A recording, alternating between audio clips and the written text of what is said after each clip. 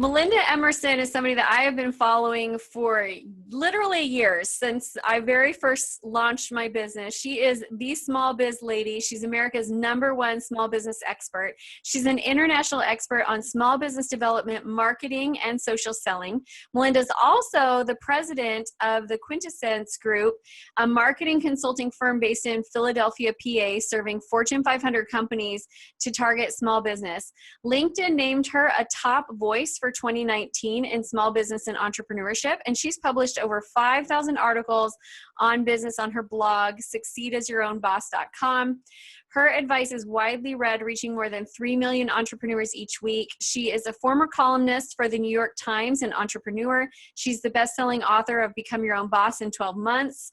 And her latest book is Fix Your Business. So Melinda, I just always love hearing from you. You're so real and have such actionable advice. So we're really excited to have you on today.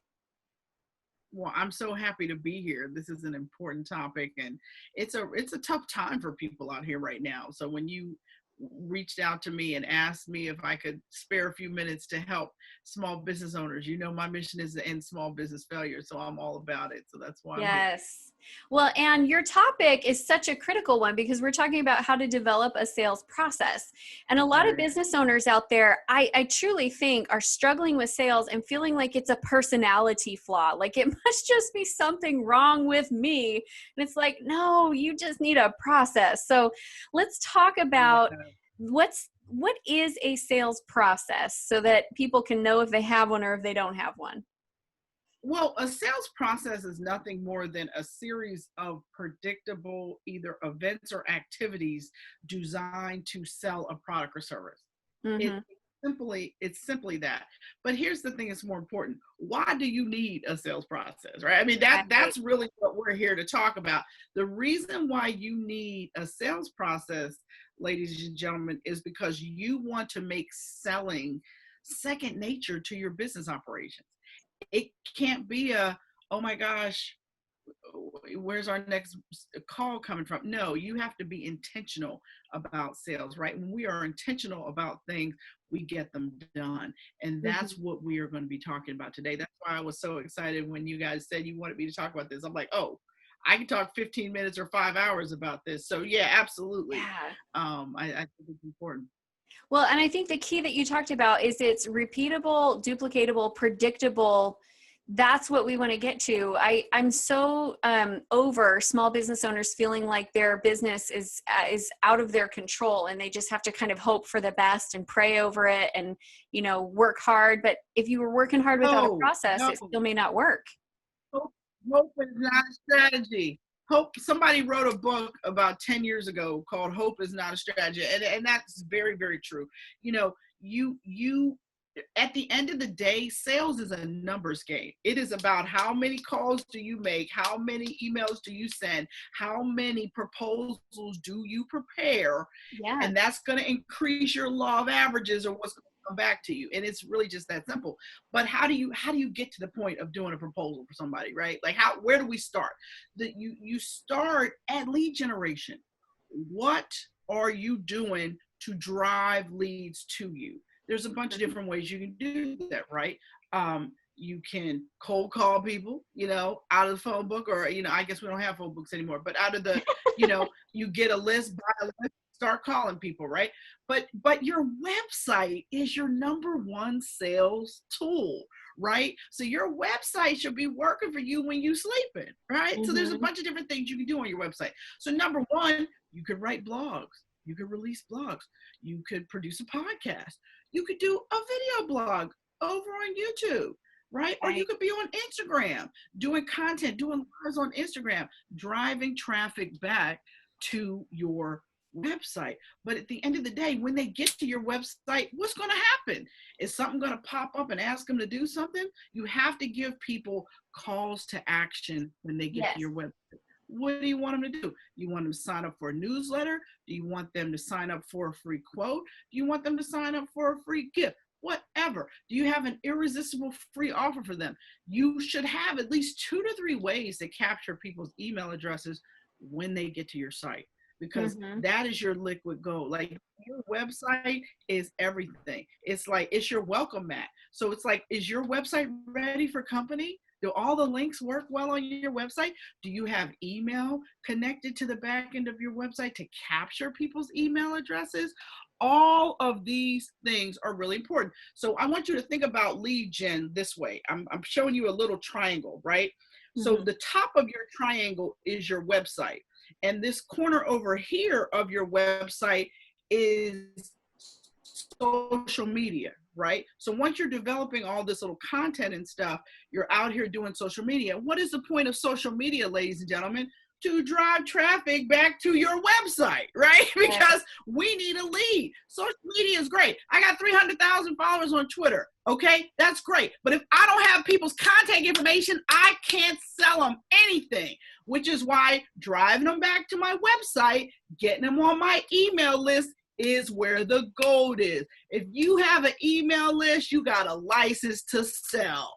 But so let's talk about email though, because it's not just enough to have a way to capture people's email addresses. What are you gonna do with these email addresses once you get them?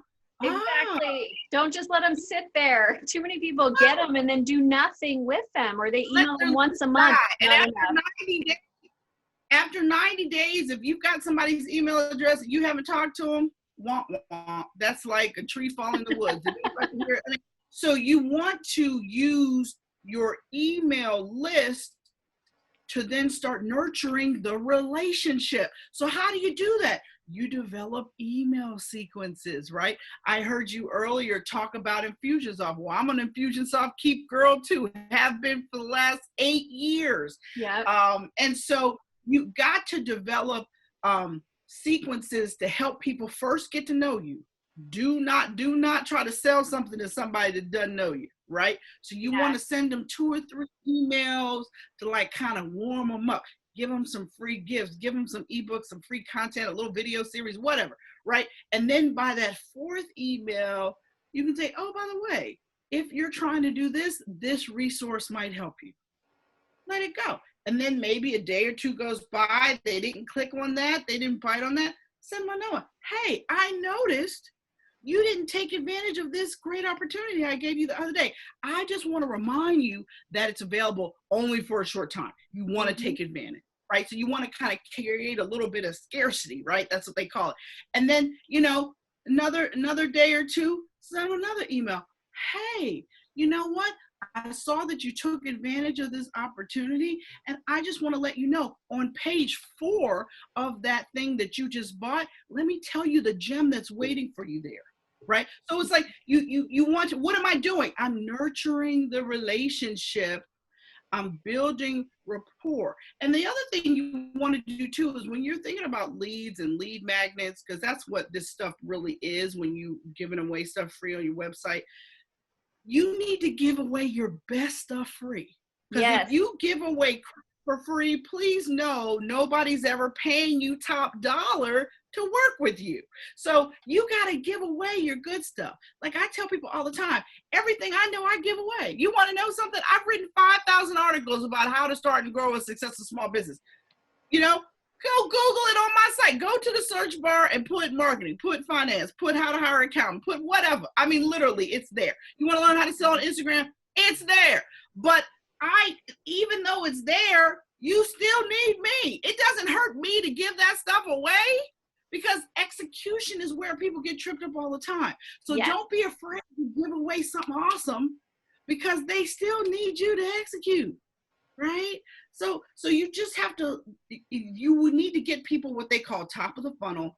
And then as you work their way on down with the emails, who clicks on your stuff, who engages with your stuff, who opens your newsletter. And by the way, guys, you should be cleaning up your email list every quarter. Every 90 days, you should be purging people. If they haven't opened your stuff, they don't love you. Cut them off, right? Don't keep begging somebody to love you. Isn't that awful? You remember when you were single, chasing some man that didn't want you, right? You don't want to do that.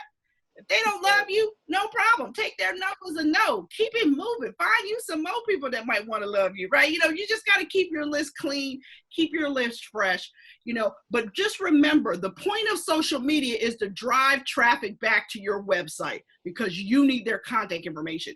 Do not get it confused trying to be a superstar on Instagram. You have to make a decision whether or not you want to be popular or you want to be profitable, because what I'm telling you is about how you can make your business profitable by always focusing on the plan. What is the plan? To drive traffic back to your website. That's where I love this.